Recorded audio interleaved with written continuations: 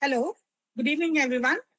Very warm welcome to all our enthusiastic listeners joining us from India and across the globe for the day 4 of the World Space Week 2025. As you all know, the topic of the World Space Week 2025 is living in space. I am your host, Amoli, and I'm delighted to be a part of this evening on behalf of Propagation team. And before we begin, I would just like to tell you something. Please keep your microphones off during the session so that the talk is complete without any hindrance. Secondly, if you have any questions, kindly post them on the chat or just raise your hands after the session is over. The talk is over. Now, as you all know, World Space Week is the world's largest annual celebration of space and science technology observed all over the world from 4th to 10th of October. This year's theme, Living in Space, invites us to imagine how life can adapt, survive, and thrive beyond the Earth. So far, this week we have explored astronaut training, citizen science, and astrobiology, each session helping us understand what it means to live beyond Earth. And today, we continue that exploration by turning our gaze towards one of the most mysterious stars in the sky, that is Betelgeuse. Now, I would like to also inform you something about the organizers. The Propagation Institute for Advanced Studies is a global platform connecting students, researchers, and educators in the pursuit of discovery. And in collaboration with the SS Citizen Science Group, which is India's largest citizen science community, we aim to bridge learners and scientists, ensuring that curiosity never stops at the classroom. And it is this shared curiosity that brings us all together tonight. Now, let me introduce all of you to our eminent guest. She is a decorated speaker and a decorated scientist. We are actually really honored to welcome Dr. Priya Hasan, an astrophysicist whose career embodies the spirit of exploration. She is an assistant professor of physics at Maulana Azad National Urdu University, Hyderabad, with a PhD in astronomy from Osmania University and postdoctoral work in France and at IUCA, Pune. A DST Women Scientist Awardee to 2006 and US Consulted IVP LP Fellow 2011. She has lectured at MIT, Harvard, and Caltech. Her research covers star formation, star clusters, and galaxies, and she serves on the international team of the 30-meter telescope. She also leads initiatives as co-chair of the IAU Women in Astronomy Working Group and Regional Astronomy Education Coordinator for IAU OAE, inspiring countless students worldwide. Introduction to the topic of today. She'll be talking about, Dr. Priya Hasan would be talking about the Betelgeuse mysteries resolved. Unravels the cosmic drama surrounding the red supergiant Betelgeuse, which mysteriously dimmed in 2019 and 20, prompting speculation of an imminent supernova. But what truly happened? Dr. Hasan will decode the phenomena, shedding light on what this tells us about the life and death of massive stars. Ma'am, we would definitely like to hear from you, and the mic is over to you. Thank you, ma'am. Most welcome. Thank you so much. Yeah, thank you so much, Amoli. Thanks for the kind introduction. And thank you, Propagation Institute, for inviting me and giving me a chance to talk to everybody. And so I'm going to start sharing my screen. Yeah. So, second. Can you just confirm you can see my yes. screen well? Yeah. Great. Yeah. Okay. So I'm going to be talking about a star today, which almost any amateur astronomer, if you can you make it full screen? I think it is full screen. No, it's not full screen, ma'am. Okay, 1 minute. Because for me it's showing me it's full screen. Let me try again. Okay, 1 minute. This view should be present a view, or what should I do? Yeah, the presenter view. Okay. Now can you see a full screen or? Ma'am, first you unshare and then reshare again. Okay. Okay. Let me just. So. Select the entire screen and. Yeah, so I'll select entire screen. And I'm more used to Zoom. That's and yeah, now, yeah. Now I say show my screen anyway. Yes, yes. Yeah, I say show my screen anyway. Now you're getting the infinite screen, but hopefully now it should be. Oops, is it fine now? Ma'am, it's still not full screen, but anyway, no problem. It's okay. Yeah, I think there is a problem with PowerPoint sharing on Meet, but it's all right. We can okay. do it. Okay. No, I know that it's one of those screens you've got to share. I'm not too sure. I'll just give it a last try. I'm sorry. Okay. But I'll No just problem. give it No one problem. more try. I know that there is something that has to be done with this. Najam, do you know what's this? 1 minute. Okay. This is the slideshow mode. Or 1 minute. I'll just try once. Yeah, no problem. Okay. Let me just stop the share. Okay. I'll just try last and let's see if that doesn't work, then we'll continue. No problem. No big deal.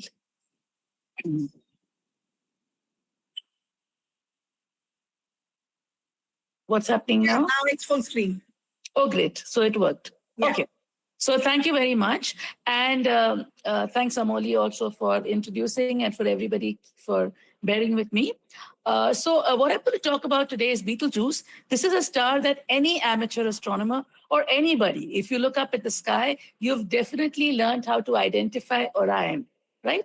Orion is one of the most easily identified constellations in the sky, which you specifically see in the winter sky. You have the three belt stars which make the belt of Orion, which you can see over here. And here, up here at the right shoulder is where you have Betelgeuse, right? So that's a star which people can identify very easily and very, very well. And that was very good because this is a very interesting star. If you actually see, it's a huge star. We can see over here, its size is compared to the size of our solar system. So what you can see is that if this is our solar system, you can see it's almost the size or even beyond the size of Jupiter's orbit, right? This is a huge star. It's a really very big star, and that's why it's called a red giant, okay? It's a red giant, and so that's the size of the sky. And now we're going to talk about not just being big, it's still a very interesting object, and let's continue talking about that. So the purpose of this talk obviously is Betelgeuse. Like I told you, it's an interesting star, very interesting star. But it's also a very interesting story to tell because this actually shows you how science develops, how discoveries are made. You know, because science is not something that is sitting in your textbook, which is waiting to be studied. It's a process of discovery. For you and me, even us as astronomers, we are constantly discovering things. And in this talk, what I want to actually show to you is how does the scientific process actually develop? Because that is very well demonstrated in this talk, where I'll show you how people's perception of what was actually happening with Betelgeuse, how that changes. So you have a combination of observations as well as theory and, you know, a play between these two things, which actually shows how science builds up, right? So I hope to show that to you in this talk today. So let's start off with Betelgeuse, the data about the star. This is what is called a red supergiant star of the type M1, M2, 1A. Don't worry too much about that. It's about 700 light years away from us, not very far away. It's a relatively close affair, and it's what is called a semi-regular variable. Okay, since when stars become red giants, they basically expand.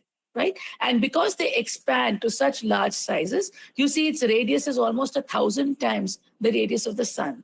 And therefore, what happens, the outer layers, the outer layer of the sun is about 6,000 degrees Kelvin. But because this star has swollen up to a size of about 100 times that, so therefore what happens is the star actually becomes cool. Right? So the surface temperature of Betelgeuse is only 3,600 Kelvin. Right? It's much cooler than the sun because it's basically all expanded. It's massive. It's a very massive star. It's about 17 to 19 times the mass of the sun. And its luminosity is of 100,000 times. It has a rotation period of 17 years and an age we understand it pretty well to be about 7 to 11 million years. Okay, so that's the star, the data about it. And like I showed you at the very beginning, is it's big. It's a very big star. It's one of the largest stars visible to the naked eye. So here you can see in a picture, it's compared to some of the stars which some of you may know. For example, if you know Sirius, that's one of the brightest star in the sky after the sun. And you see Aldebaran, Arcturus, and Taurus. Betelgeuse is bigger than all these other stars. It's a really very large star. And because it's very large, what happens is the luminosity of a star, the brightness of the star, depends upon the radius of the star as well as the temperature. Okay, so if you have such a large star like this, it becomes very, very bright, right? And therefore, its luminosity is very high. That means you can see the star very easily, obviously with your naked eye, and even under various conditions, you can actually, even in a bad sky, you can actually manage to see Betelgeuse, right? So it's one of the largest stars you can see with your this thing. Now, the interesting part about this star is that you can see very clearly, if you actually look at the brightness of the star, it varies. So such a star is obviously called a variable star. So what you can see is you can clearly see that there's a period. You can see this period, right?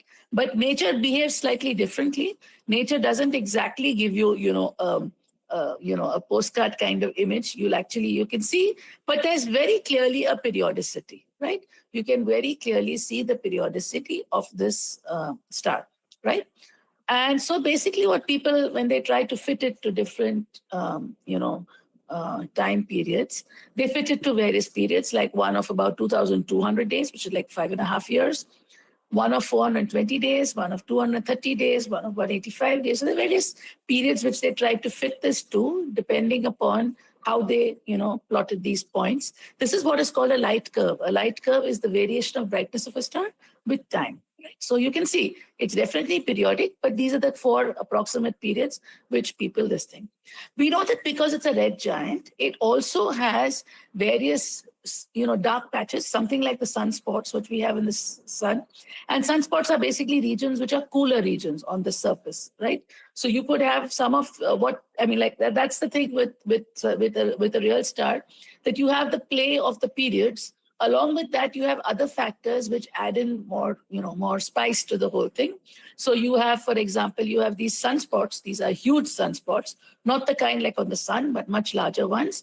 And they are regions of cooler ones. So suddenly you may have a dip in brightness, as well as since the star is in a giant phase, you could also have bright blobs of rising gas, right? So you could have various fluctuations in this periodicity. It doesn't sit so nicely, basically because you could have the dark spots which are coming in, as well as you can have these bright spots, right, which add into the confusion, right? So here you can see a video of the star. So what's very clear, what you can see in the star is these are what are called pulsating stars, okay? Pulsation means the size is increasing and the size is decreasing. Now, why is this basically happening? You know that a star basically has nuclear reactions, right? So due to the nuclear reactions, the star is bright, and that gives you an outward pressure. Along with that, you have gravity, which gets it inward, right? So what happens is that when you have this nuclear reaction taking place, the star becomes very hot and the star kind of expands, right? As the star expands, the outer surface becomes cooler, so the nuclear reactions reduce, and therefore the star kind of collapses a little bit because the nuclear reactions have reduced because the star has become a little cold. So it becomes small. And then as it becomes small, again, it becomes hotter. Again, it triggers off the nuclear reactions, and again, it expands, right? So these are what are called pulsating stars, and giants are often pulsating stars. And what makes them very interesting is that these pulsations are actually, there are certain Cepheid variables, where the pulsations is a period luminosity relationship. That means if you have the period, you can actually calculate the absolute luminosity of this object, right? And if you know the absolute luminosity of the object and you know the apparent luminosity of the object, you can use that to find the distance to the object, right? Another important thing is that obviously the luminosity, if you're getting the actual luminosity of this object, it is an indicator of the mass of this object, right? Because the luminosity depends upon the mass of a star. The more massive a star, the more luminous it's going to be. So these pulsations which you see are basically the curve which you see, as well as, like you can see, there are also these spurts of gas being thrown out and the spots and all. which add to the confusion. So what happens, we say Betelgeuse is a pulsating red supergiant. It physically expands and contracts, like I told you. And when it becomes the smallest, it gets this, it is about the size of the orbit of Mars. Okay, that's small. And then when it expands, it goes the size of Jupiter's orbit, what I showed you in the very beginning. So you have this kind of variation taking place, right? Now, the primary pulsation, which we fit this to, is about 420, 425 days, right? But like I told you, you had these larger pulsations also. The largest one being 5.9 years, right? Now, the confusion was that which of these periods is related to the pulsation of the star, right? Any of these periods which we have could be related to the period of the pulsation of the star. Is it 420 days or is it 5.9 years, right? 2,200 days. Which one is the underlying frequency or the period which is coming because of the star? So that's normal, that's fine. I think Betelgeuse is a very interesting star, so amateur astronomers can keep observing it and you can note the brightness on every given day and then use that to actually plot it and, plot the light curve and see how does the brightness of the star change. Okay, now why the noise? So the noise started in sometime in 2019. Okay, this is COVID times. This is rather slightly before COVID times. But it was kind of those times also. So October 2019, January 2020, this is about the time when suddenly this star suddenly became very faint. It started becoming very faint. So it began to dim, and it dropped by a factor of about 2.5, about 3 times the thing. And from the brightest 11 star, it became the brightest 21st star, right? So you can see this dip over here, which you can see. So you have this normal oscillations, and suddenly here you have a dip. Okay. So Betelgeuse used to be as bright as Rigel. Rigel is this star, which is diagonally opposite to Betelgeuse. Okay, this is Orion, the 3 stars which make the belt.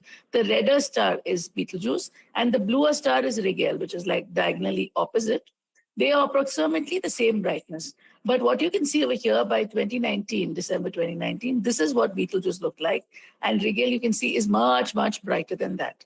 While in general, it's suddenly as bright as that, right? But then it suddenly became so faint, okay? And so people obviously made a very big noise about it because this star is in what is called the red supergiant phase. And that is the phase after which massive stars like Betelgeuse, which is like almost 20 times the mass of the sun, they go supernova, okay? So people actually made so much of a noise because they thought, is it time for Betelgeuse to go supernova? Is it, it's kind of the lull before the storm, and has it dimmed down so much that it's going to go supernova? So before that, let's ask a question, what is the supernova? Before that, we'll even ask the question, what are stars? I'm sure many of you all have watched Lion King. And in Lion King, the 2 favorite characters are Timon and Pumbaa. So you see Pumbaa asks Timon, ever wonder what those sparkly dots are up there, the stars? And Timon says, Pumbaa, I don't wonder, I know. Pumbaa says, oh, what are they? Timon says, they are fireflies that got stuck up in that bluish black thing. So Pumbaa says, oh, gee, I always thought they were balls of gas burning billions of miles away. So Timon says, oh, Pumbaa, with you, everything's gas. So if you've actually seen the movie, you'd actually understand the context. But very beautiful movie. So typically, here's the definition of the star, which actually, if you see Pumbaa got it right. They are balls of gas burning billions of miles away. So what you have is, this is a big ball of gas. There's nuclear fusion taking place at the center. And but the kind of nuclear fusion that takes place differs depending upon the mass of the star. And this basically happens because if you're a very massive star, then through gravitational collapse, it can collapse to a small size, due to which the star becomes very, very hot. While if it is not a very massive star, it collapses, but doesn't reach a very high temperature. So the kind of things which happen. So if you actually look at the sun has a luminosity, it already has an age of 4.5 billion years. Trust me that that's the number. And it gives out a luminosity about 4 into 10 power 26 watts, okay? 10 power 26 is 1 followed by 26 zeros. So typically, if you see the sun's energy, which is released in 1 second, this could actually power India for 9 million years, okay? That's the amount of energy you're getting out from the sun. So a star, what is a star? A star is basically a nuclear reactor, okay? So what does a nuclear reactor do? A nuclear reactor, like the kind we build on the Earth, we actually do what is called nuclear fission. We take heavy atoms, for example, uranium-235, and you break it into smaller atoms. And when you break it into smaller atoms, energy is released, and that's what is called the energy from nuclear fission. Fission is when you break from big to small. What stars actually do is exactly the opposite. They do fusion. So they start off with hydrogen. Hydrogen is the lightest element. And then you fuse that to form helium atoms and heavier atoms. So if you know a little bit of physics, you will know that this is what is called the binding energy curve. That means if I bind, basically it means that if I have two atoms, A and B, and I join them together, right? What I end up with is I get another element called AB, but the mass of AB is lesser than the individual masses of A and B, right? So the excess mass is what we call the mass defect. And that mass defect, if you multiply into C squared, we call that the binding energy. And that is the energy which comes out when you do either, this is the part when you do nuclear fusion, and here is the part when you do nuclear fission, right? So either you do fission or you do fusion, and you do it like that. The only problem is if you're doing fusion, then you need very high temperatures. You need a temperature of at least 1,000,000 degrees to actually do fusion. But if in fission, we do not need that. And that's the kind of processes we use in our nuclear reactors. So typically what stars do is you have a core, and the core is basically hydrogen, and this hydrogen burns. What is hydrogen burning? The simplest process is what is called the proton-proton chain.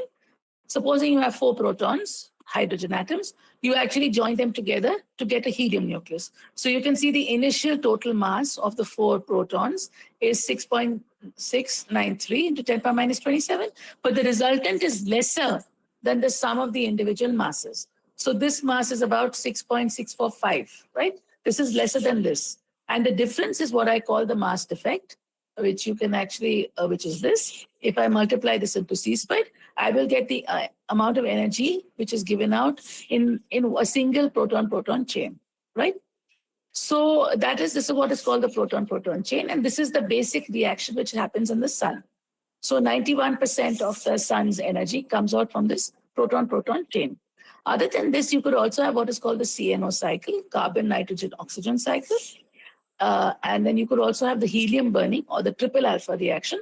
So it's very simple maths. Your helium is 4, you multiply that into 3, you get 12. So therefore 3 helium will give you 1 carbon, right? So what the stars basically do is that they fuse smaller atoms to give you heavier atoms. So you start off with hydrogen, you get your helium. Then from your helium, you can then add it on to get you carbon, you can get oxygen, you can get nitrogen. So you then just add up all these atoms, all the electrons, protons, etc. And that's how you build up heavier elements. You can even have carbon burning that to give you further things.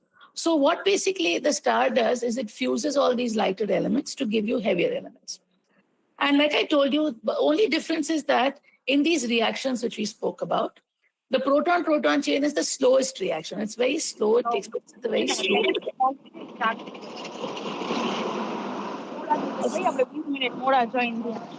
Yeah. So the proton-proton chain takes place at a very slow pace, but these other reactions take place much faster. And therefore, we have a very strange thing which happens, that the lifetime of a star is inversely proportional to its mass. So what happens if my star is very massive? It manages to get very hot temperatures in the core. So it does very efficient nuclear reactions, due to which it burns its hydrogen, helium, etc. very fast, due to which its lifetime becomes shortened. Okay, so this is slightly counterintuitive. You would assume that if I had a big fuel tank, it will burn for a longer time, while a small fuel tank will burn for a shorter time. But in this case, what happens is my big fuel tank, it like burns much faster, and therefore it gets finished much faster than the small fuel tank. So you can see that a star, which is about 40 times the mass of the sun, can live just for 1,000,000 years. But for example, a star which is 15 times the mass of the sun, something like Betelgeuse is slightly more massive, it can only live for 12 billion years, maybe 10 billion years, 10 million years. 1,000,000 is 10 power 6, billion is 10 power 9. So a star like our sun actually lives for about 9 billion years. So you see, this is a factor of 3. This is 1,000 times longer it lives compared to, for example, the Betelgeuse, right? So 15 times, this is approximately this thing, it would be about 10 million years, but the sun is about 9 billion years, right? So you can see that low mass stars, they actually live much longer than high mass stars. Okay, so what do? Once they finish burning all their hydrogen, then they start burning. So that is what is called the main sequence lifetime of a star. Then it starts burning helium. So it moves towards the right. Why? Because in the right, this is what is called the HR diagram. Here is the brightness and here is the temperature. So this side is hotter, this side is colder. So what happens? The star finishes burning its hydrogen. Then it slightly cools down because it swells up. Okay, it becomes a giant. So it becomes cooler. It's cooler over here. It becomes brighter. Like I told you, because the radius increases, it becomes brighter. And then it starts burning its helium. It starts burning its carbon, and it basically occupies this region, which is called the red giant region. Okay. So now it's fusing not hydrogen. It fuses hydrogen only in the main sequence. But when it goes here, it starts fusing helium and carbon and all other heavy elements over here in this region. Okay. So you start off with the star as hydrogen. Then you start burning the hydrogen, you get helium. Then in the core of this, you burn the helium to get carbon. In the core of this, you burn the carbon to actually get oxygen. In the core of this, then you go to heavier elements, for example, neon. So you get this onion shell-like structure, okay? And this continues till the level of iron, okay? After iron, if you want to fuse elements, you actually need to provide energy. You will not get energy, okay? So till then, till this point, it is an exothermic process. After iron, it is an endothermic process. That means you have to provide energy. So stars can fuse up to iron, and it gets this onion shell-like structure. Okay, so this is typically what has happened with Betelgeuse. You fuse till heavier and heavier elements. And then what happens is you end up with all these shells. Okay, so let's see, for example, the sun. What happens with the sun? The sun started like a protostar. It is at present in this stage, which is like what we call a main sequence star, which is basically burning hydrogen. Then it will become a red giant after some time. When it finishes burning its hydrogen, it will swell up. And then what happens is the outer regions, they actually escape. Okay, because there's nothing to bind them, they escape. And the central part, the core, will stay on to become what is called a white dwarf. And this will take about 4.5 billion years, okay, 10 power 9. So this is a long time from now. Don't worry, this would happen after 4.5 billion. None of us will be there. And you'll just have the core left over here. These outer parts will, this is what is happening with the sun, because sun is not a very massive star. Okay, so that's how it would be as a red giant. So when the sun swells up as a red giant, it's going to go up to the orbit of Saturn. All the planets will be engulfed. So it obviously includes the Earth. But high mass stars, Betelgeuse is a high mass star. In Betelgeuse, what happens is it's finished its main sequence phase. It is now a red giant. But now because it's so very massive, the outer regions, they start expanding. The inner part is a core. And there's a big rift between these 2 points. So what happens is you have what is called a supernova. That means there's suddenly a blast where the outer shell is thrown out from the star, and you'll only have the core sitting right in the center. This whole thing, this thing. If the star is very massive, then the core can become what is called a black hole. If it's not very massive, it will become what is called a neutron star. So this is the fate of a high mass star, which is typically the fate of Betelgeuse. So we'll come back to Betelgeuse now. Like I told you, this is the HR diagram where we have the main sequence, the giants, the supergiants, and the white dwarfs. Okay. So now the current state of Betelgeuse. What is the state of Betelgeuse? Typically, to fuse hydrogen to helium, it takes about 10 million years. Okay. If you remember, we said that Betelgeuse has crossed that time. It's like 11 million years. To fuse helium to carbon doesn't take very long. It's about 500,000 years, okay? Carbon to neon is about 600 years, neon to oxygen 1 year, oxygen to silicon 6 months, and then silicon to iron is 1 day. And then after that, you'd have boom, which is your supernova explosion, right? So now when we actually observe Betelgeuse based on its pulsation modes, there are different pulsation modes. We actually think that Betelgeuse seems to be fusing helium into carbon. It's at this stage, okay? It's basically at this stage of its life, which is fusing helium to carbon, okay? we have evidence of this, that this is what is basically happening. But you can see that you have these different shells where different fusion reactions are taking place. Now, what is going to happen to Betelgeuse? We know a star like this, if it is in this phase where it's about helium to carbon, 500,000 years, it's still doing that. So at least it has about 100,000 years to finish this thing.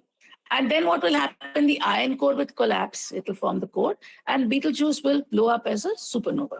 And the core will most probably become a neutron star. And this supernova will be so bright, it will be as bright as the moon. You'd be able to see it in daylight also. And it's something that we're all very much looking forward to. So if you actually see the brightness of Betelgeuse and the time since the explosion, this would it be, this is when you have the supernova, this thing, it would be approximately the brightness of the full moon. And then it will gradually fade, but this is over days. So you see 100 days, 1,000 days is like 3 years. In 3 years, it's going to come down like this. But otherwise, for a good amount of time, for at least 100 days, it's going to be about as bright as the full moon. And then it will slowly drop in its brightness. This is going to be a spectacle which all of us actually look forward to seeing. We do not know whether we'll actually see it in our lifetime, but it'll be a very beautiful thing to be seeing. Imagine you'll have a second moon up there in the sky, which you could actually look up to. So the question was that if Betelgeuse actually goes supernova, if it went boom, what would actually happen to us? So like I said, it's going to be as bright as the full moon, but it's quite far away from us, okay? So actually, when a supernova blast takes place, there's a shock wave which will actually move, right? But because the distance of Betelgeuse is about, it's about 130, 150 parsecs, it's quite far away from us. So the shock wave, which will actually move at a speed of 13 kilometers per second, okay, that's the speed, the shock will stop outside the Earth's orbit. So it's actually not going to hit us. So it's actually dangerous for us if we have a supernova within 10 parsecs. Then we need to worry. But this one is not so bad, right? So we are safe, nothing to worry. And a lot of people, when this dimming happened and people got worried, people were wondering as to what's going to happen. But then people were still exploring and looking for evolutionary tracks, seeing that how long, and estimates were there that it would take about 100,000 years for the supernova to go, and it's not going to happen now. But the problem was Betelgeuse was dimming, right? Remember I told you it suddenly became so faint, it started becoming very, very faint, and people did not know why is this fainting happening, okay? And therefore, then there were spectroscopic studies done where they realized that the temperature of Betelgeuse has not dropped. It is about the same temperature. There are ways we have to estimate that. And they did not, it was barely, they didn't find any temperature drops. And therefore, there are various reasons, observations, which are called spectrophotometry, where you're basically looking at the star in different filters, in different wavelengths, to actually see what is actually happening to the star, right? And therefore, they came up with this. There were various telescopes all over the world, which were actually observing it and trying to see, right? And basically, they realized that there was some episodic mass loss, okay? This is just, we know that the sun also throws out mass like that, coronal mass ejections, but this is a much more massive star. And there was some kind of episodic mass loss which took place. And then you can look at this. This is a real image of Betelgeuse using a telescope called the ALMA telescope, the Atacama, Atacama millimeter array. And you can clearly see that there's a bright spot, and you can see that the star seems to have a little bit of a lopsided shape, right? This was found with the image. There's another image here. You can see this is taken with the VLT, the Very Large Telescope. This is in infrared. And again, over here, you can see that there seems to be some structure, okay? And basically, it was realized that there was some amount of gas that had been thrown out from the star. And you have, again, images of the star. This is January 2019, December 2019, January 2020, March 2020, where you can see here the fading is taking place. And you can clearly see that there's some kind of this dust, which is down here, which is actually formed over there. So people with all basis of all these images, this is what they think basically happened. That basically there was some large amount of mass which was thrown out from the surface of the star. And because of that being thrown, you had a lot of gas and dust which was formed, okay, because of the throwing of this thing. And This is the dust. And when we looked at it from the Earth through the dust, we actually saw this black patch over here. So you can see that almost half the surface of the star got covered by the dark patch, which actually caused the fall in temperature. Okay. So this is what happened, and was the most accepted explanation for the dimming of Betelgeuse. So this is just some self-propaganda. You can actually Google this. This has been published by me in Resonance. Resonance is a journal of the Academy of Sciences. So this was published in 2020, which is the whole story of this thing, where actually it ends with the thing that basically the dimming of Betelgeuse was because of an event like this and not because of an incoming supernova event. So the story continues. This was happened in 2019, 2020. Obviously, people now built up more interest in Betelgeuse and were trying to look that, okay, if it's dimming, now what's happening after that, okay? And therefore, they tried to, this is another telescope called Stereo, which actually basically looks at the sun, okay? Its job is to look at the sun, but it was actually used to also look for Betelgeuse and basically measure the brightness. And you can see again, this was the dimming, the great dimming. And you can see once again, Betelgeuse suddenly kind of brightened up, okay? So that's what people noticed, that it kind of brightened up. There was another Japanese satellite also which was used to look at Betelgeuse. And the advantage with this satellite is that it could follow Betelgeuse at all times and actually give us a brightness measurement. Okay, so you can see that here, this is the great dimming, which I was talking about, 2019, 2020. And then you can see very well by 2020, by the mid 2020, the star again became its usual brightness. These are two different filters, the V filter and the B filter, but the star suddenly again became bright enough. And now again, you had the usual fluctuations, which you can see till 2025, right? We have similar fluctuations, but you can see this great dimming which happened has risen up and the star kind of became normal.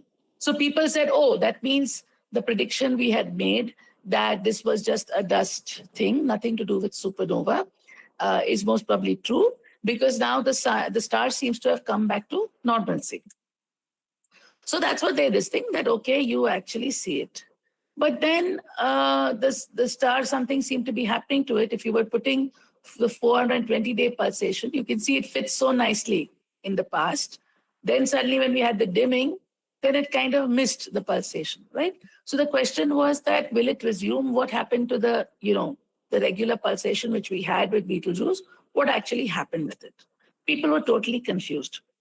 And then we had this interesting paper which came out from a Japanese group.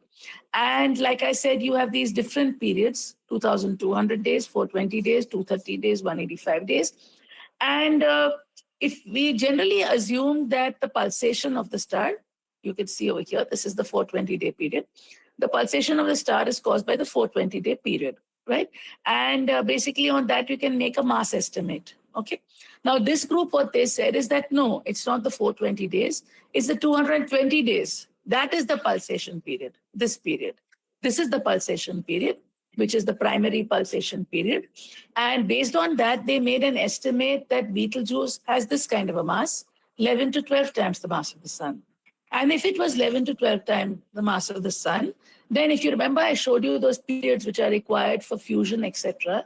Then in principle, Betelgeuse had finished its period. That means Betelgeuse is already ready to go supernova, or it's already gone supernova. It's about 600, 700 light years away from us. So even if Betelgeuse goes supernova today, we will only get to know that about after 600, 700 years, right? So the question was that, has it already gone supernova? And if you actually look up on the net, you will find a lot of talks and articles by people where they actually said, oh, probably Betelgeuse has already gone supernova. We're just not seeing it as yet, right? So if there's 2,100 or 2,200 days, fine. Then in that case, it's in the last stage and you're ready for supernova. That's what was done by this paper. But there was obviously, there were other researchers which had actually used other techniques to estimate the mass of Betelgeuse. And for example, there's this other paper by Joyce et al. And they said, no, what you're getting with that earlier paper cannot be true. we cannot take the 2,200 day period as the primary one. We should take the 421 because that gives us a mass of about 764 MSUN. And in that case, if that is the day, then we still have time for the supernova to take place. So there was this confusion.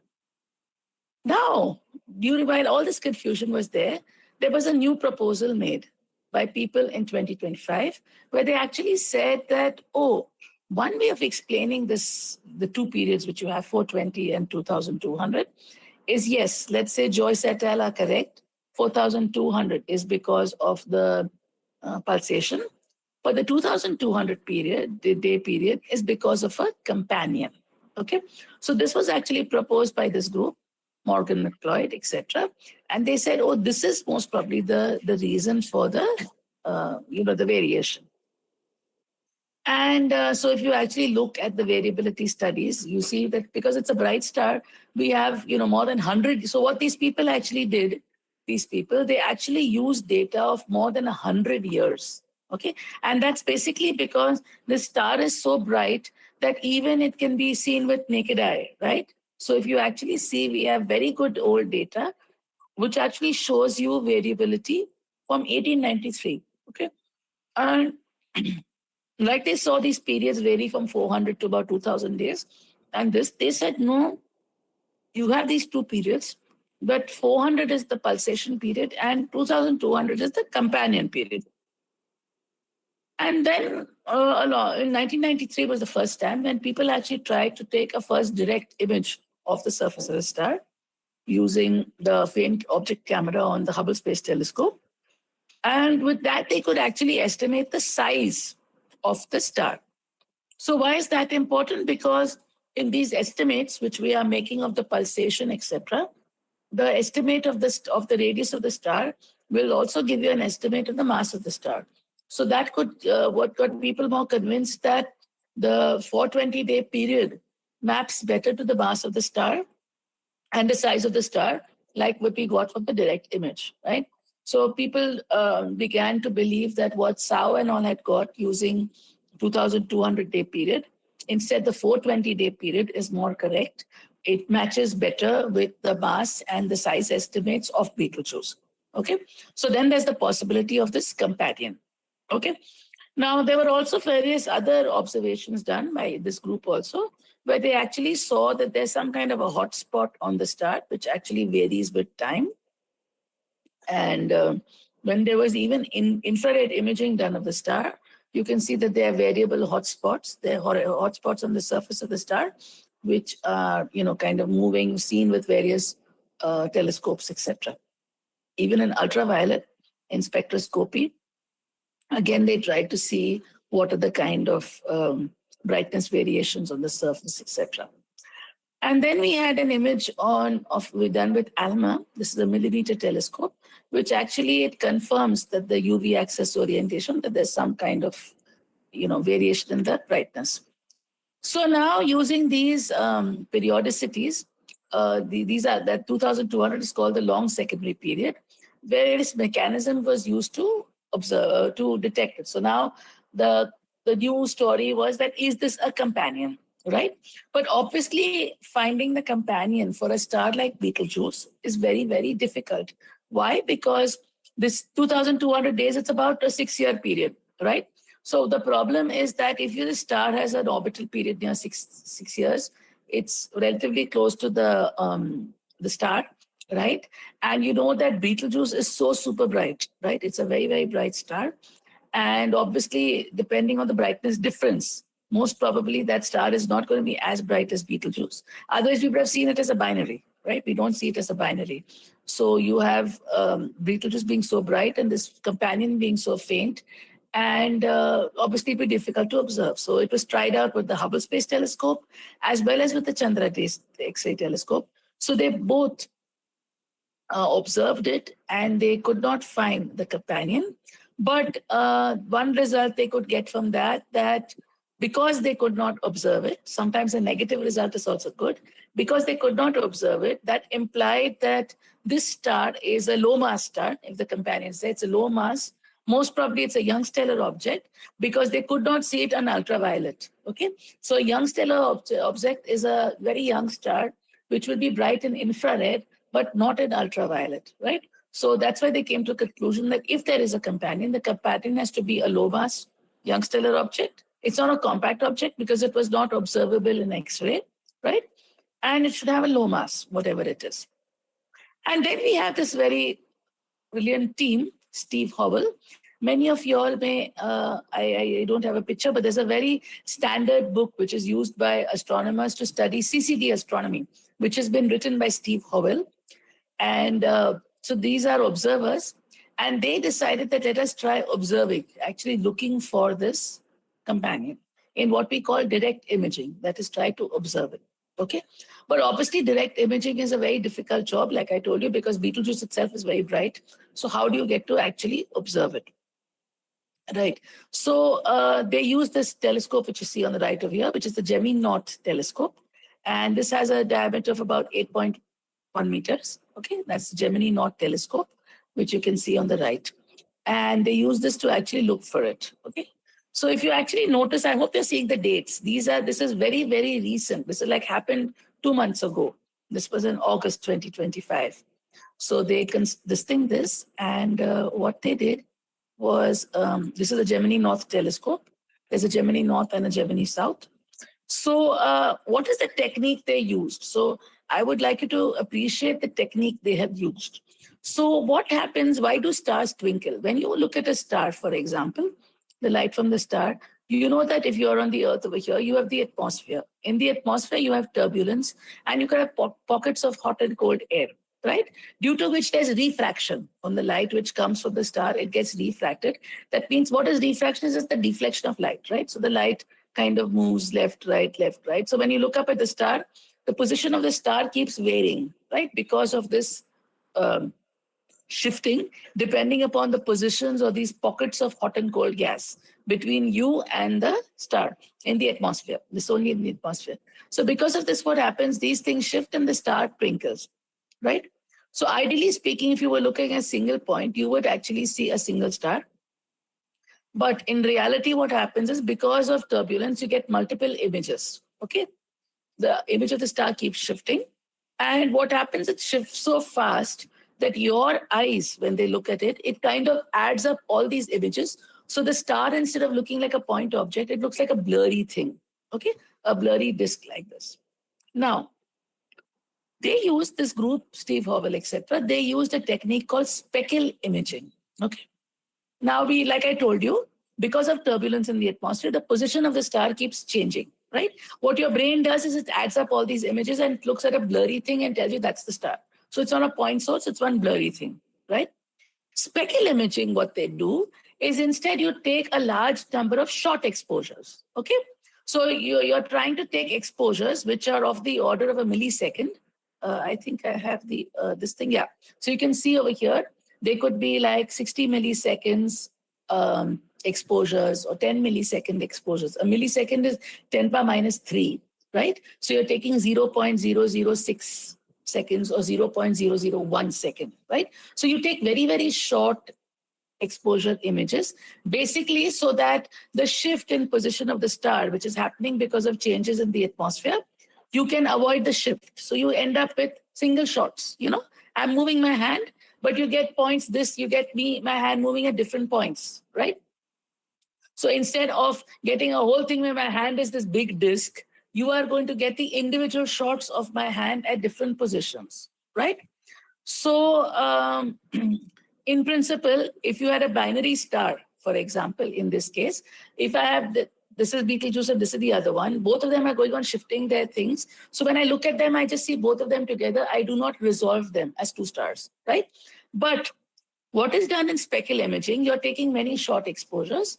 And then what is done is what is called lucky imaging. Lucky imaging means of the short exposures you get, you select the ones which are good images, okay? The ones that have got distorted because of turbulence, etc., you chuck them out, you don't use them. You use the ones which are good, which is called lucky imaging. So of the how many ever exposures you took, for example, here you can see, you had 562 nanometers, you have 6,000 60 millisecond exposures. And at the other band, which is 466 nanometers, they had 6,010 millisecond exposures. So of the 6,000 images, you choose the ones which are good. And then once you've chosen the ones which are good, you can overlay them together, stack them up together. So then that will add up the photons, right? So you stack them up together only for the good images. And once you stack them up together, right, you can actually use that to get this image. So this is a real image which they got with the Gemini Naught telescope, which you can see very well. That's Betelgeuse, nice and bright. And you have the blue-white companion star, which shows up over there, right? Now, in principle, this technique is really very beautiful. You are actually pushing your telescope to its maximum, things that you can get with it. And they actually found out over here, you can see, the stellar companion, they had actually calculated it already. So they actually found it out that it has an angular separation position angle of 52 milliarc seconds. It's about 115 degrees east of north. And, they actually found the thing. So that's our thing. Only problem is that as per calculations, when we actually do observational data, we look for a signal which is at least 3 times more than the noise. Okay. So that is the statistical way of actually validating the data that you get. So generally, whenever we have data which we want to, use for a certain purpose, it should at least be 3 times more than the signal. But obviously, in this case, because Betelgeuse is so bright and this companion is very faint, therefore the sigma detection, we call this the sigma detection. This is only a 1.5 sigma detection. It's not 3. Okay, it's a 1.5 detection, but through calculations earlier, it exactly fits into the predictions. What people had predicted was the position of the thing, angular separation, magnitude difference, etc., estimated mass, all this which was estimated earlier, it actually matches very well with those estimations.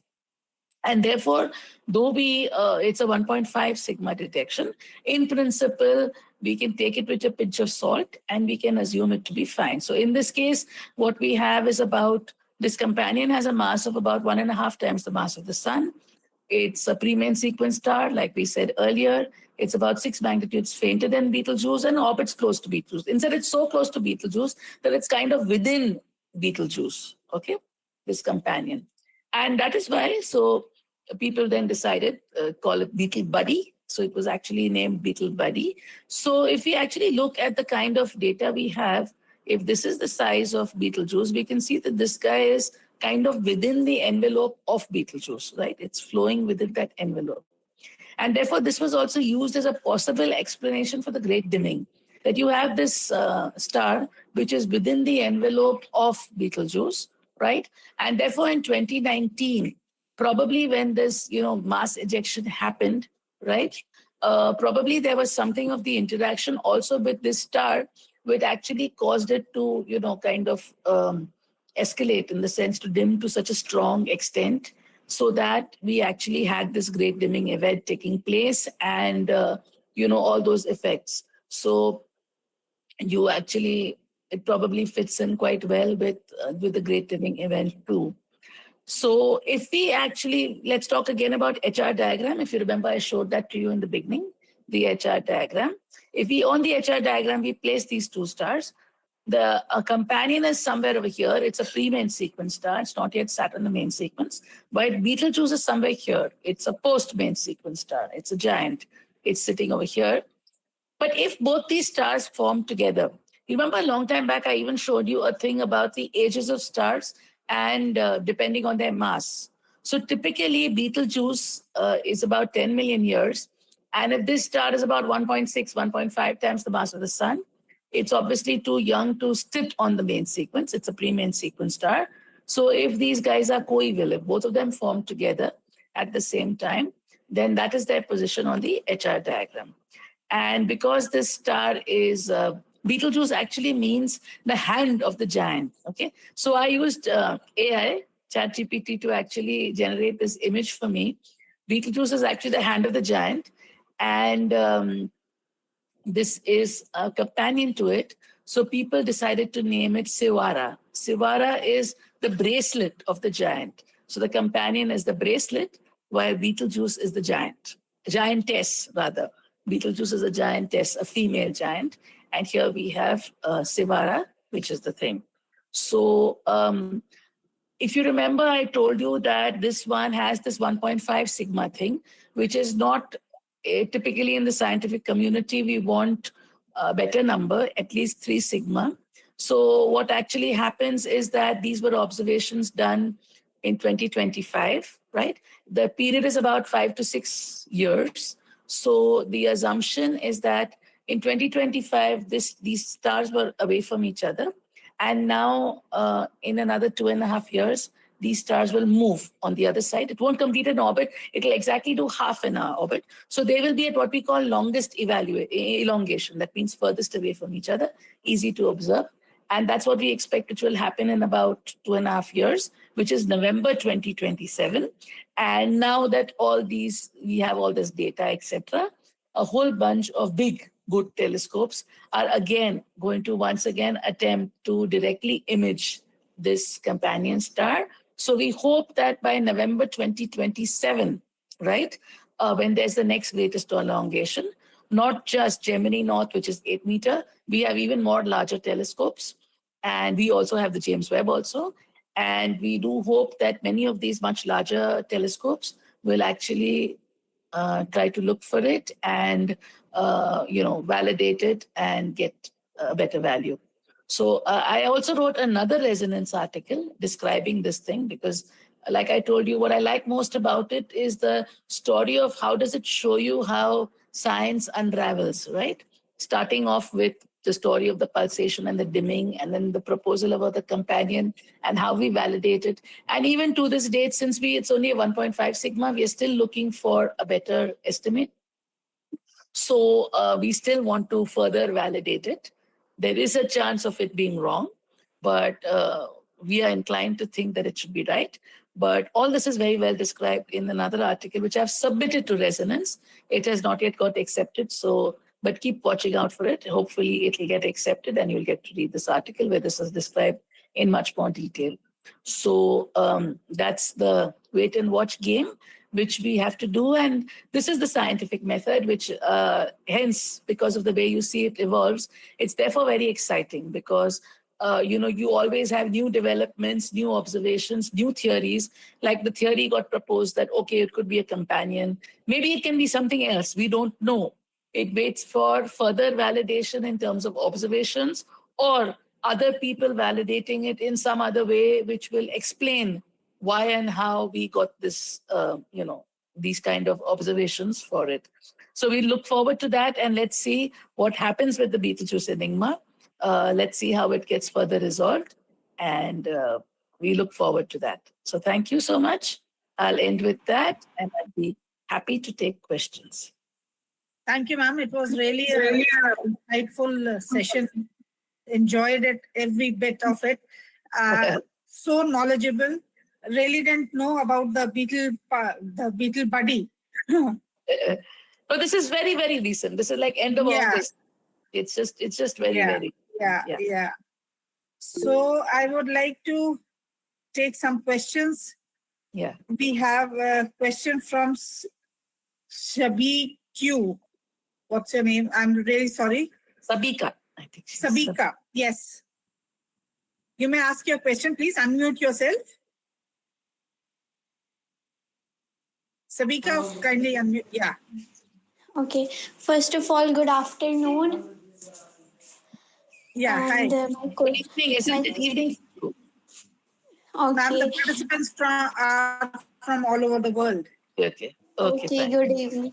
Okay, my question is that since Betelgeuse sudden dimming was later understood as a combination of dust and ejection, surface cooling, possibly magnetic activity, could you explain how multi-wavelength and inframetric observation helped confirm these causes? And what life cycle of massive stars near supernova, also considering the unpredictability of such stellar behavior? Okay, 1 minute. So one was your about temperature estimation, right? And the second question. Yes. What is the second question about? Hello, Sabika. Okay. Okay, fine. So temperature estimation is done in a very simple way in astronomy. I think I showed you. It is called spectrophotometry. What we basically do is that we look at the object in different wavelengths. So in observations, that means you see it in different filters. Okay. And typically a backbody spectrum looks something like this. Okay. So what happens is if you have the brightness of the object in more than one filter, right, then we can actually fit that to a black body curve, assuming it to be a black body, and we can actually look and say what should be the temperature, right? So typically, if you have a hotter body, right, if you have a hotter body, it will emit more in shorter wavelengths, okay? So supposing I have two filters, one is a short wavelength, one is a long wavelength, right? So if it's emitting more in the shorter wavelength than the longer wavelength, then it is a hot body, while if it is emitting more in the longer wavelength, compared to the shorter wavelength, it's a colder body. Okay, so that's the basic idea, but typically you observe it in different wavelengths and you can actually use that to estimate the temperature. So why was that important? Because the question was that if there was to be a supernova, which was ready to happen, then there should have been a sudden change in the temperature, right? And that's when you would expect the supernova to take place because there'll be a sudden change in temperature. But what was found is that there was no change in temperature. That means the surface seemed to have about the same temperature, which actually, therefore, the idea was that probably it's not a supernova blast. It's just this dust which is coming, which is actually blocking the light, which is causing the dimming, right? So in that way, that fits with our observations. Yeah. Okay. Okay, thank you so much. Okay. And the next question from Ashwin sir. Yeah. Ashwin sir, kindly unmute yourself.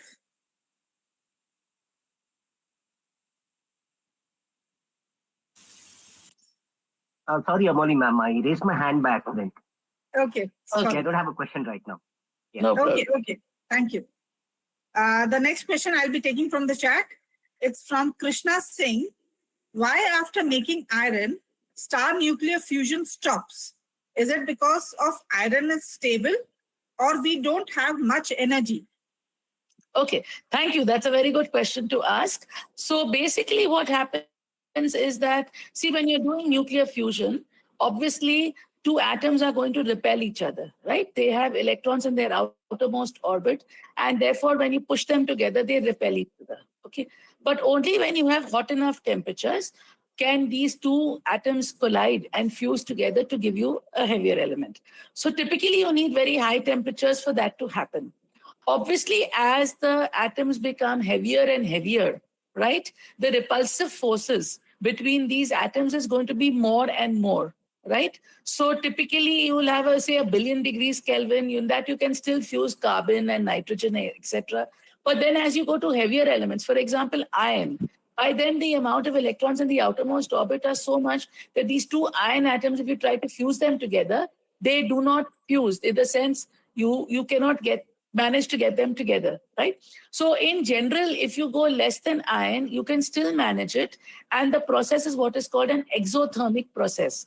That means when you fuse it, you will get energy outside. But if you want to fuse iron heavier than iron, for example, you want to get gold, right? But if you want to get gold, what happens? A normal star cannot do it because you won't be able to fuse those atoms to join them together to give you gold. So that will only happen in a supernova blast. So typically, if you have a supernova blast taking place, then there's a lot of energy which is emitted. And when that excess energy is there, which is emitted, that's when you manage to fuse elements heavier than iron, which basically explains what we call the abundance. Why do we have up to iron? There's plenty of that on the Earth. We have lots of it because stars normally fuse it and it comes from there. But heavier than iron, like for example, gold, platinum, etc., for these you need to have a supernova thing. And we know that what nature does is nature basically produces more low mass stars and less high mass stars. So the number of supernovae blasts you have happening is very little compared to the number of low mass stars. So what happens is, because you do not have so much of supernova blasts, so you don't produce gold, which makes it expensive and precious, gold, platinum, etc. So up to iron, you can do it comfortably. It's exothermic. After that, you have to provide So you have to have some kind of process, for example, a supernova, or even now there are things called kilonovas, or more, exotic energy providing processes, which will give you heavier elements. So producing heavier elements is tougher.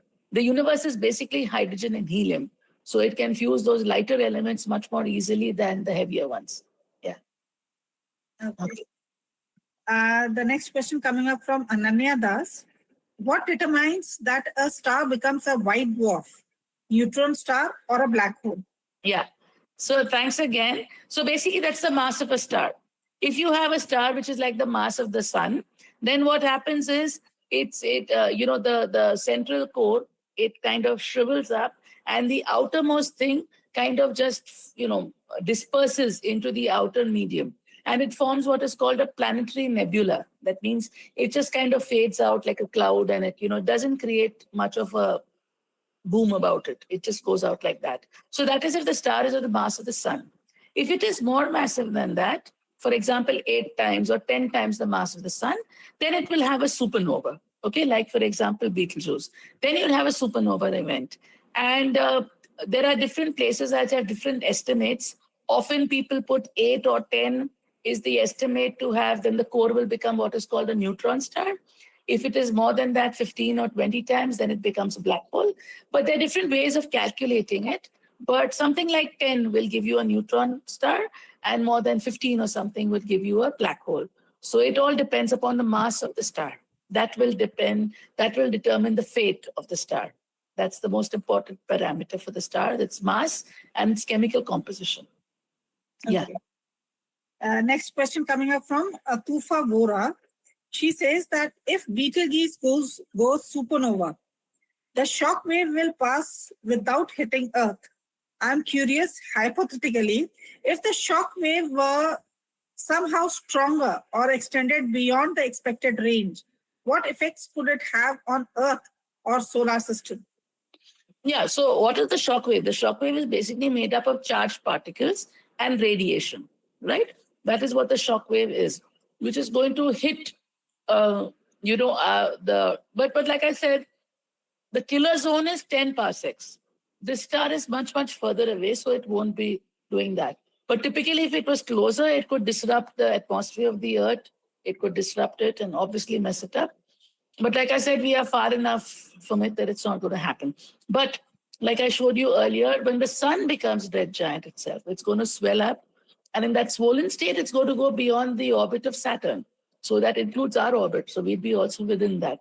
So we don't need a supernova blast. We have the sun who's going to actually do it. When it becomes a red giant, it's going to expand and come up to the orbit of the Earth and even beyond.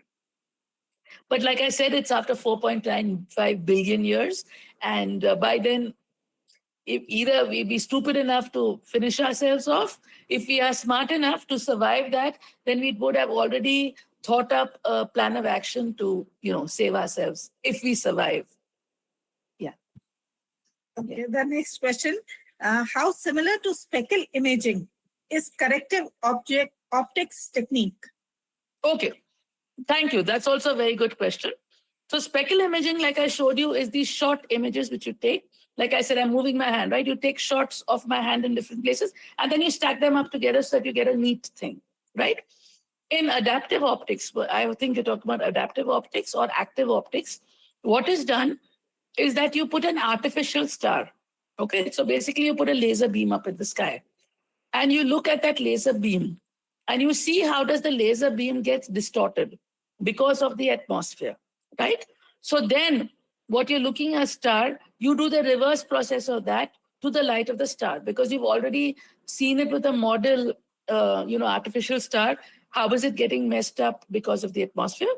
And then you do the reverse of that, right? And with that reverse of it, you can actually get back the original image, right? So all these techniques have different, positive and negative things to it, in the sense of what is the most appropriate and what is the most, for example, the 30-meter telescope, right? These big telescopes, most of them have this is what is called active adaptive optics. So for example, in the 30-meter telescope, the telescope is made up of basically 392 segments, okay, pieces, okay? And each of these pieces can be raised, can be moved, okay? So what is done is that you look at an artificial star, you see what is the image become of it, and these are called accentuators. So these accentuators which are there under, just think of it, you have these individual mirrors of 1.4 diameters, 1.4 meter diameter. So you add these accentuators and you kind of change the curvature of the telescope so that it can correct for the distortions which are being caused. Okay. Now these are very small corrections. These are like the size of your hair. It's at a very small scale, but you actually have these things which can do it, and it has to do it very accurately because the problem is that the atmosphere is not constant. Okay. So even if you change the distortion on your mirror, right, the atmosphere turbulence is going to change so fast that you need to be changed this at the scale of microseconds, right? So that is what is called active optics, where you actually change it so fast so that it can correct for all the distortions happening at the atmosphere at the rate at which the atmosphere is doing it, right? So what happens is that different wavelengths in different conditions, different things are employed depending upon the kind of telescope you are using. You opt for whichever techniques. So that kind of varies. Which one would you use?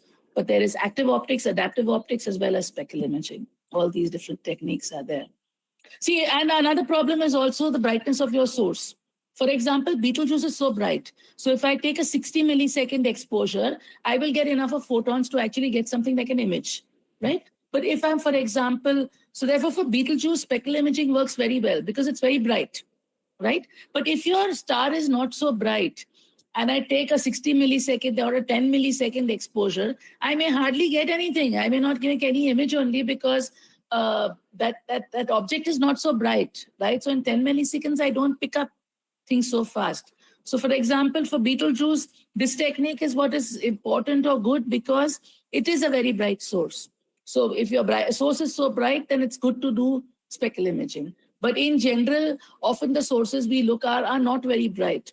So then obviously active adaptive optics is better. Yeah. Okay. So the next question is from Akash Kumar. He says that he has a doubt, like what new questions or future research directions do you think this event has opened for astronomers and students interested in studying stellar evolution? Wow, thank you. Thanks so much. I'm now remembering all the things I did not talk about, which I should have spoke about. So other than Betelgeuse, there are a bunch of other stars which are also red giants, which we know in the sky. There's Aldebaran, Arcturus, many of them. So the question is that when we look at their pulsations, we know actually through other means that generally massive stars do have companions. The more massive the star is, the higher the chances of finding a companion. So the question is that even when we look at these other stars, right? Now, if we know that probably this is the case, then when we are looking at these other red giants, etc., it is possible that even they have companions, which was not something that was being explored earlier. People thought that the variation was just happening because of pulsation, right? But now, since if this is true for Betelgeuse, we obviously have to consider such a thing for the other red giants, which we also observe. And like I told you, a very important thing being massive stars are often binaries. And evolution of stars is different if it is an isolated star compared to if it's a binary star. Because in a binary star, what happens, for example, Betelgeuse and this one, stars have what is called the Roche lobe, okay, the tidal radius, etc. In short, don't worry about that. But basically, if you have a binary star, then binaries can exchange mass, okay? They can exchange because they're close to each other. So as the star is swelling up, right, and it's so close to the other star, that the other star can actually eat up some of its mass. So we know that there are stars which Algol, etc. There are stars which actually have exchanged mass with their companions. And because of that, the whole stellar evolution process for such stars becomes different. Because if you exchange mass, you are changing your mass. So you start off with an initial mass of something, but then due to whatever reasons, your mass changes. And if your mass changes, then the normal stellar evolutionary tracks, which we draw on the HR diagram, that is basically followed for a single star. But if you have two stars, then the whole story becomes different and much more complicated. So, then, stellar astronomy becomes even more interesting and more fun, because then you also have these binaries and you need to worry about if they have they already exchanged mass? If they have exchanged mass, then what was the initial mass? How much exchange has taken place, and what all has happened? So it makes it more fun and more interesting. Yeah. Okay. So next question is from Atharv. Kindly ask your question, Atharv. So first of all, thank you, ma'am, for this great session. I have two questions regarding this session. Ma'am, my first question is, what is the difference between the gravitational wave and shock wave? Okay. So a shock wave is, when the supernova takes place, there's a boom, right? And a shock wave is typically a wave which is moving at a speed which is larger than the speed of sound, right? So 330 meters per second, or whatever you take it for. So a shock wave is a wave which moves larger than the speed of sound. Hence, it is called a shock wave. Okay, so that's typically what you get from objects, for example, a supernova, which goes boom like that. Okay, a gravitational wave is, in principle, the distortion of space-time which is caused due to a mass, right? So from Einstein's theory, we know that if you have a massive object, this is like if you have a sheet, right? And I put a ball inside it, the sheet gets distorted because the ball is put inside it. So there's a dip which comes because of that massive ball, right? So what is basically happening is that you have a distortion in space-time taking place because of the presence of this mass, right? And the typical gravitational waves we detect is basically, supposing if you have a merging of two neutron stars or two black holes, they are very massive. And therefore, as they merge together, as they move, you have this distortion, but with this distortion, it becomes like ripples. It becomes ripples, because just think of it, if you just have this thing causing a dip, that's fine. But now I have these two guys who are spiraling into each other. They are either two neutron stars or two black holes or whatever they are. And because of that, the distortion in space-time is kind of changing. It creates a wave. And that is what is called a gravitational wave, which is caused in distortion in space-time. So that's quite a different thing for a shock. A shock wave is a normal mechanical wave, where you have particles which are moving with a certain speed and they push something. That is a shock wave. A gravitational wave is this distortion of space-time, right? So they're two different things. Yeah. You wanted to ask something else, right? Oh, yes, ma'am. Ma'am, my last question is, what physical process causes Betelgeuse outer layer leads to the formation of so many dust clouds, and how does it affect the star's evolution? So can you just repeat it? Ma'am, Betelgeuse outer layer leads to the formation of so many dust clouds. Ma'am, how does this affect the star's evolution? And how does it affect the Betelgeuse evolution? You mean to say this outer layer when you throw it out? Yeah. Yes, ma'am, the dust coming out of it. Dust which has come out. Because it's chucked out. It throws it out. Now what is left is only the core. And the core will either form a neutron star or form a black hole. But what the star has chucked out, it's chucked it out. That's okay. It doesn't do anything to the evolution. It's just thrown out, right? What is then important is only the core, which is the central part. Like I said, for the sun, it becomes a white dwarf. And in this case, it would either be a neutron star or a black hole, depending upon, again, how much of mass of Betelgeuse is finally left, right? How much will it lose before it comes to that? Ma'am, is there a strange matter in a neutron star core? Sorry? I found some people say that there is a strange matter inside neutron star core. No, in principle, there isn't a strain. It is what is called, in a neutron star, it's basically what we call neutron degeneracy.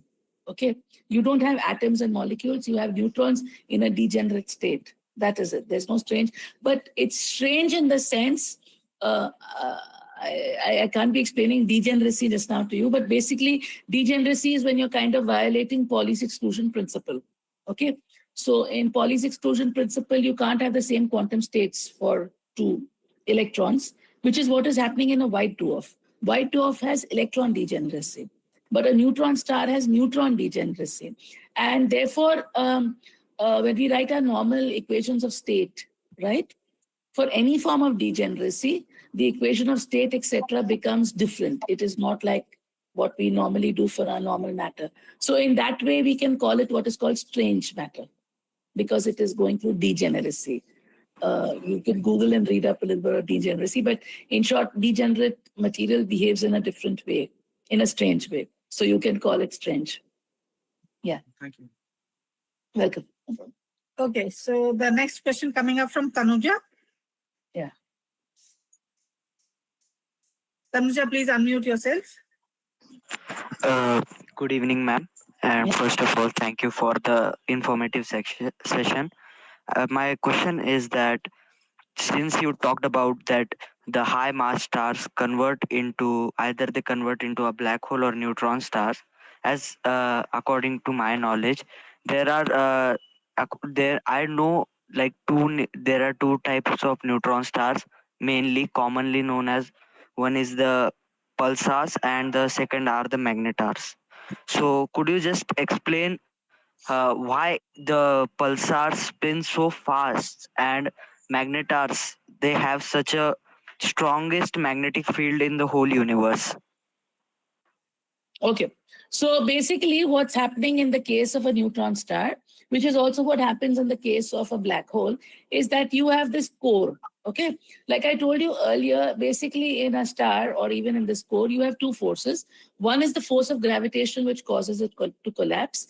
And the other thing is the nuclear reactions, which cause it to expand, right? Because you have this reactions taking place in the center, it kind of expands. So you have these two forces. But now when you have a supernova taking place and the core is left, now you don't have any outward gas pressure, right? Because you're not doing any nuclear reactions. So the only force you have is the gravitational force, which is causing it to collapse, right? So it shrinks. And you won't believe it, but the size of a neutron star is barely 10 kilometers. You stay in Jaipur? I actually stay in Maharashtra, ma'am, in India. But wherever you stay, I'm sure you know that 10 kilometers is really, really small. It's very close by, right? I'm sure We are talking about the stars. to work, I go more than 10 kilometers. So it's really very small. So generally stars are really huge, right? But because of this gravitational collapse which takes place, because there's no outward force, it becomes a very small star, which is only 10 kilometers, okay? A neutron star, right? And therefore, what happens is all the magnetic force, which was there spread out into this larger size, now becomes very small. And basically, it's an iron. It's a piece of iron, okay? Because the star has fused everything up to iron. So just think you have this big, huge iron piece, which is only 10 kilometers in size, which has been contracted, right? And because it's contracting, there's a rotation, right? So when there's a rotation of charged material, that's obviously going to create a magnetic field, right? And because this size is so small, the magnetic field becomes very, very large.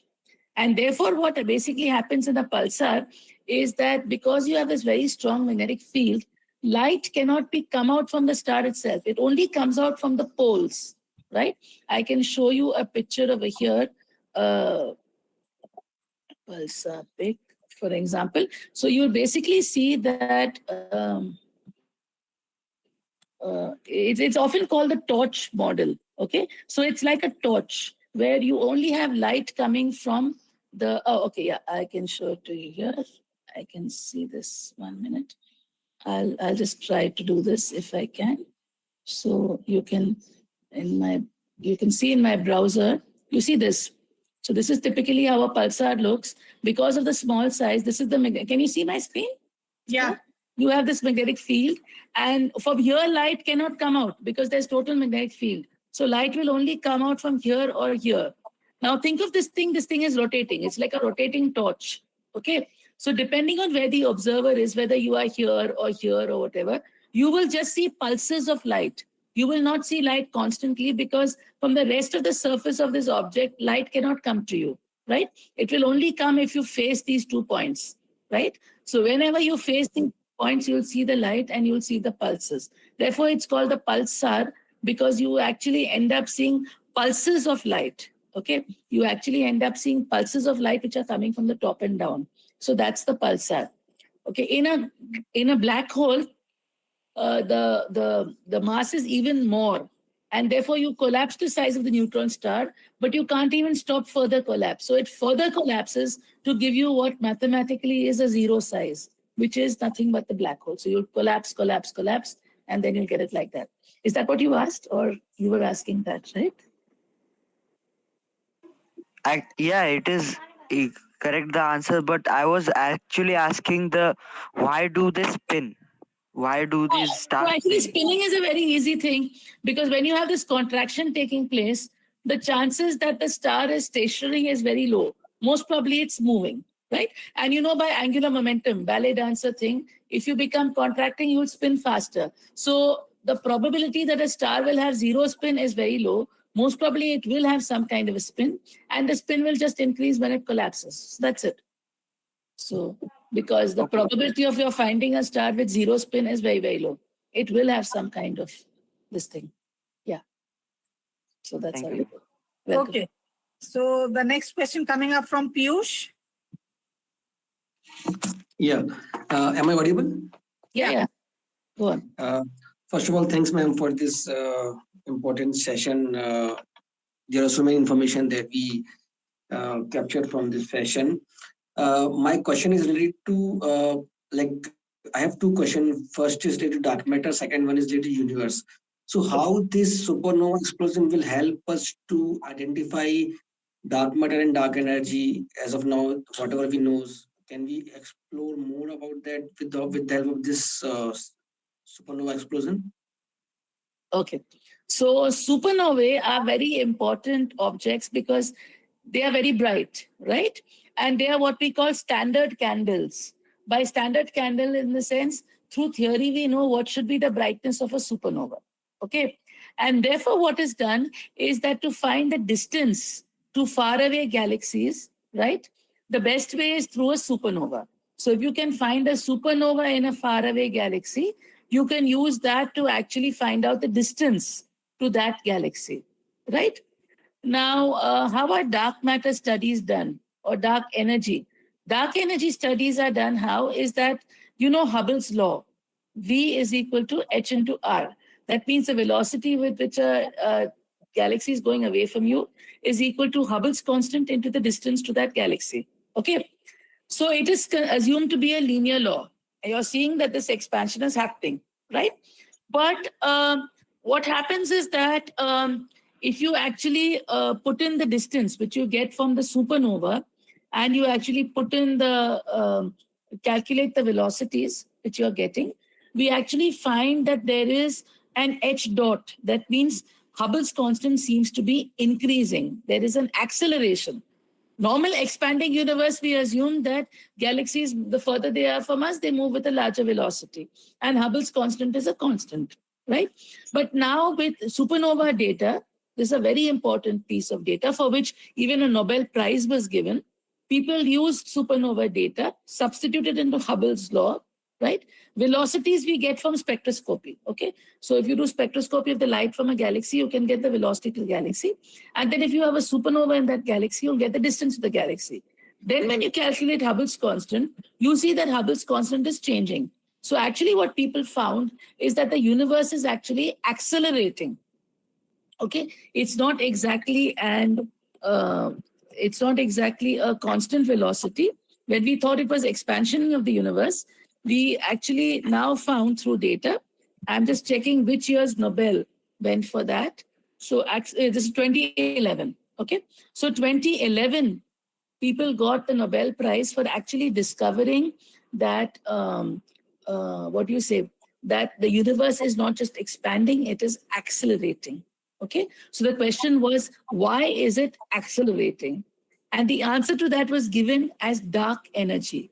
There is some dark energy due to which acceleration is taking place. This is the opposite of gravity.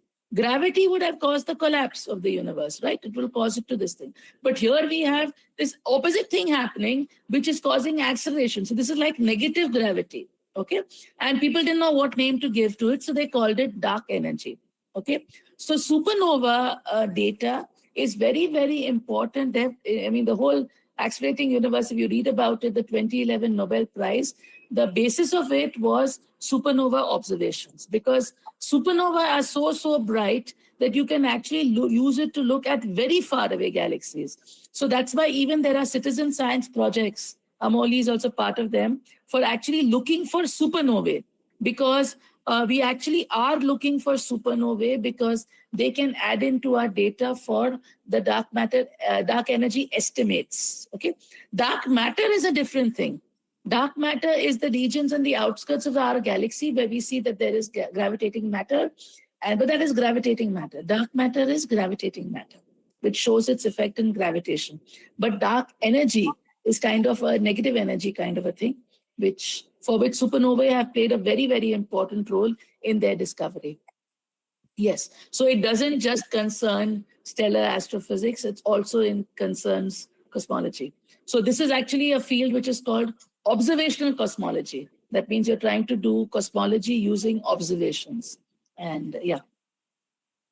Okay. Thanks, ma'am. My second question is, what about means how this help us to understand how this universe comes in picture? Is the Big Bang is the only thing, or any supernova also shows us some proofs about this universe starting point like that?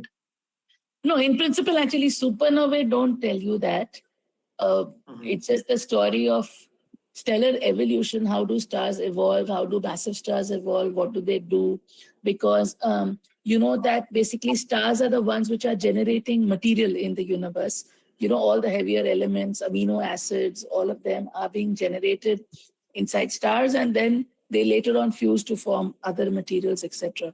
So in that way, and then basically stars, when they form itself, they form with planets, right? Planets and stars form at the same time. So life forms on those planets, right? So therefore, if you're studying origin of life, etc., the story starts with the origin of the star, because when the star is forming, the planet forms, and then the life comes on the planet, right? So in that way, it's intertwined with this thing, but not exactly with cosmology in that sense. Not like that. Yeah. Thank you, ma'am. Thank you very much. No, could be indirect, but not direct. Yeah. So the next question is from Krishna Singh. He says, I have read about the so-called mass gap problem, the apparent lack of compact object between about 2.5 and 5 solar masses. I was wondering, is there also a similar kind of gap between the maximum mass of the white dwarfs and the minimum mass of the neutron stars? And more broadly, how do current observations and stellar evolution models explain these gaps across the different stages of compact object formation? Oh, okay, that's quite a complicated question because I actually don't even work in compact objects. So I do not know this very well. But generally, there are certain gaps. So there's some, there's a Chandrasekhar limit, which you know is there for white dwarfs, etc., for neutron stars. So there are certain physical processes which will dictate the maximum mass you can have of a white dwarf, or for example, of a neutron star and things like that. But we know that there could be fluctuations in that also, depending upon the composition of the star, depending on the chemical composition of the star.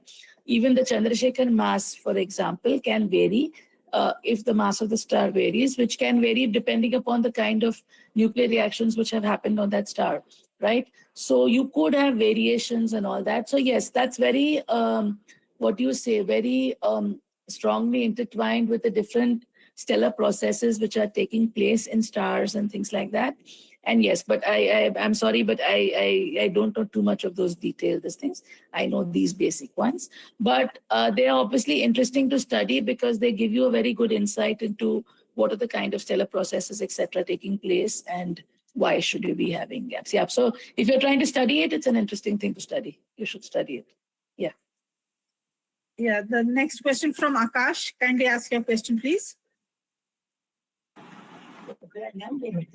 Good evening, ma'am. Good evening.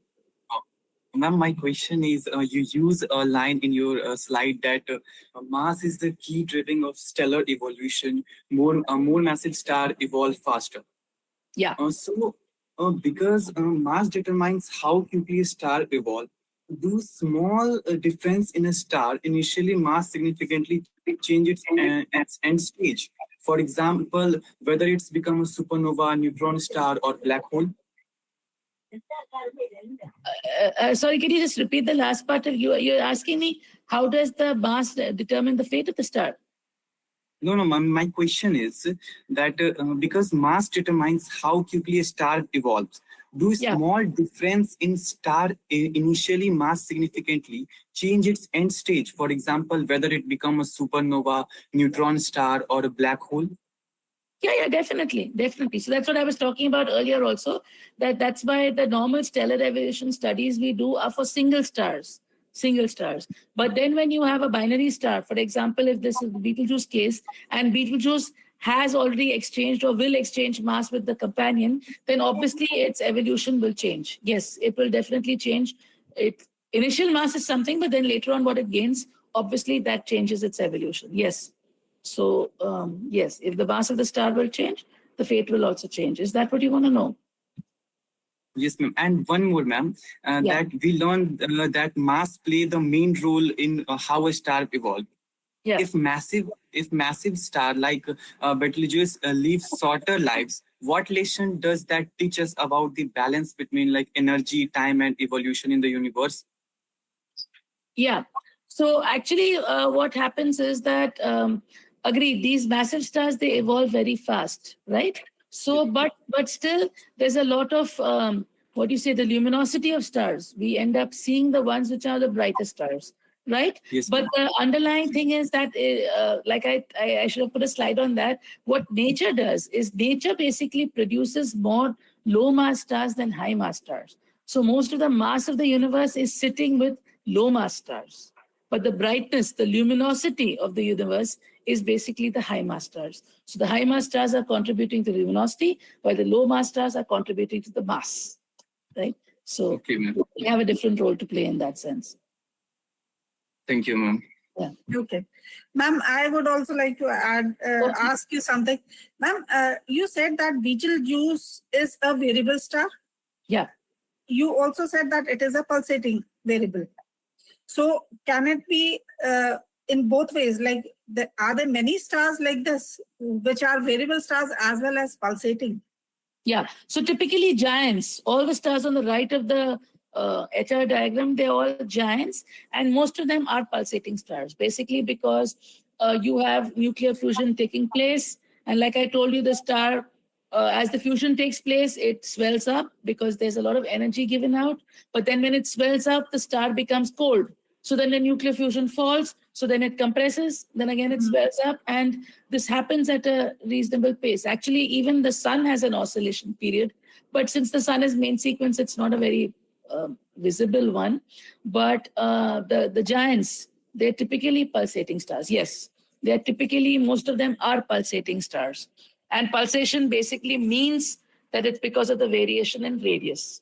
But a star can be variable for many other reasons other than pulsating, right? Like they could have sunspots on them that can cause the pulsation, or maybe it's a binary star, so therefore you have variation because of that. So there could be different reasons for pulsation, but giants are typically pulsating stars. Cepheids, all of them are pulsating stars. Yeah. Yeah. Ma'am, does the pulsation has changed for Betelgeuse after the dip? Yeah, I think I showed you that plot, right? Yeah. After the dip happened, then for some strange reason, the 420-day cycle was not observed. So yes, so that was the worry, that what happened to it suddenly? Why is it not doing that? But probably it is, probably because it is expected that the dimming, the companion probably played some kind of a role in the dimming, right? In the gas, etc., which came out. And probably that caused a change in the pulsations, right? Because the amount of material out there kind of changed. And maybe at present it is not in a settled form. See, when you have a perfect, nice 420-day cycle, it's kind of settled down and it's happily doing its 420 days things, right? But now it's kind of got disturbed. So it's probably, it's brightened up. It had faded, but it has brightened up. So that dust has dispersed. In short, that means that the dust is no longer there. That has dispersed, but the star is still in a disturbed condition. Therefore, it's not doing its 420-day cycle. So probably the companion and the gas and all. There's something did happen which did that. But we do not know all that very well as yet as to how did all that happen. And like I said, that even this companion detection is a 1.5 sigma thing. We have to be prepared that after 2.5 years in November 2027, when we see, we really do not know what will we find. Because then when there are going to be many better telescopes which are going to be looking at it with much more well-planned techniques. And let's see what we find. You could have one companion, you could have two. Who knows? Could it be that the companion which we are thinking of is the dust which has been thrown out from Betelgeuse? Could it be that? No, but then you won't image a dust. You won't be able to image dust, right? There's an image, the image which I showed you. Yeah. Is, but it's cold. It's cold. It's cold. It's not hot. Yeah. Young stellar object. It's a cold object. Yeah, it could be something. It be actually, like I said, if you are truthfully saying that you want at least a 3 sigma detection, then we really need to see the data we get in November 2027 to see. But at present, the whole astronomy community is very excited and thinking, oh, probably it is a companion. Because the position and all is exactly what was predicted by the earlier parties, right? What they predicted is exactly the same position. And, all that fits in very, very well. So people are kind of tempted to believe that that's right. But you could have, nature is very exotic, right? I mean, it's science. I mean, I think nature is much more surprising than science fiction itself. Right? Definitely. So, we really don't know what's in store. So let's see. We'll see what it is. Okay. So with that, thank you very much, ma'am. And with that, we would like to bring an end to this session. Wonderful session and really so insightful knowledge about the Betelgeuse and its the companion stars. I think so most of us never knew about that companion stars, the Beetle buddy. So I would just request all the participants present to kindly switch on the camera for a lovely photograph.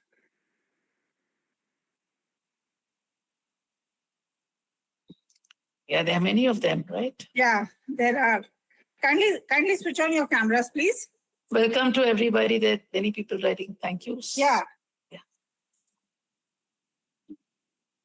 And there is one more announcement that you will be receiving your e-certificate after the session on the 10th of October. That is the last day of the World Space Week.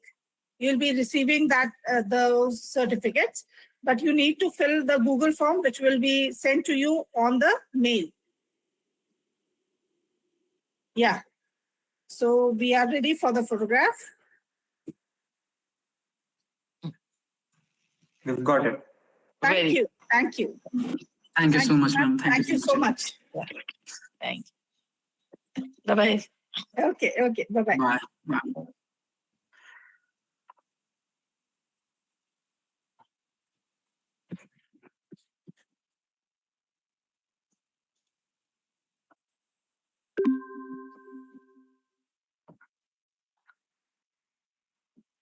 No, Miss Pinna.